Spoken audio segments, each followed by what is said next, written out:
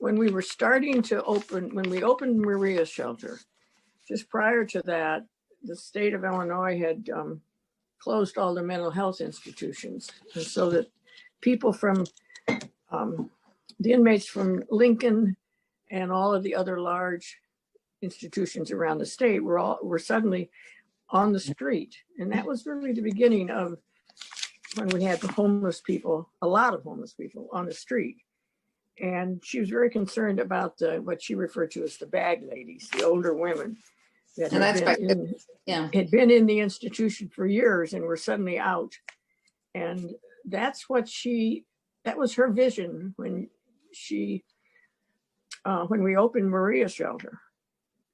And but then, of course, as luck would have it, the first person who knocked on the door was a woman who was 9.5 months pregnant. And so pretty soon it became a shelter for women and their children, and changed the focus. And Betty, and I can remember you saying at that point too, and then hearing her stories after that the women then actually became some of the women which really connected with some of that earlier work. Many of the women were young mothers who were just coming out of prison, and they were gathering up their children, right, and had no place to go. And so that the shelter then became a place for them. So you're right, her vision was going to be for older women, single women, which there were some of those people who certainly became part of that or were served, but the main client and guests were these mothers who'd been in prison, mainly out of helping somebody in a drug drop, but and then needing to gather their families, their children, and not so having women and children had not been the vision. No, and suddenly there were children. Yeah. Right.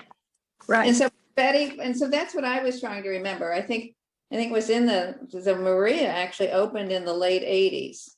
Is that correct? I think that's what that's what I was trying to remember. And Betty introduced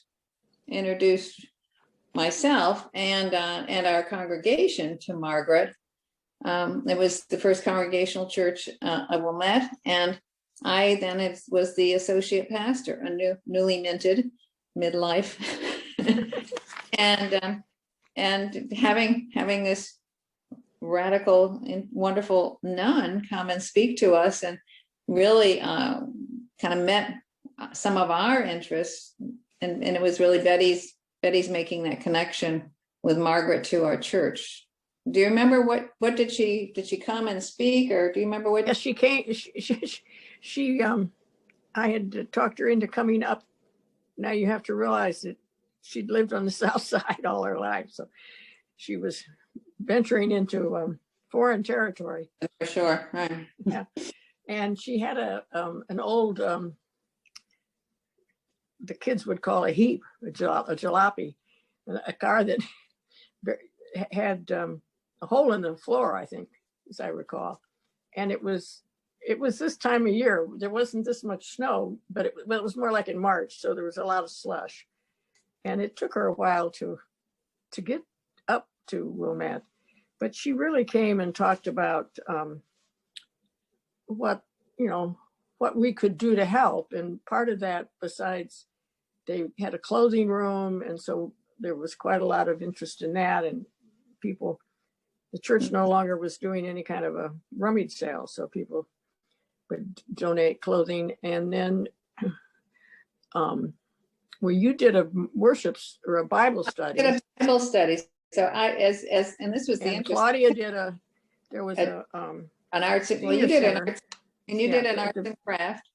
Yeah, I did arts and crafts, and Claudia worked at the Vincennes Senior Center doing wellness, right? Wellness checks. Well, and then we had other people that came and volunteered and helped take care of some of the children, so that the mothers then could come and take some of these classes or have some time on their own.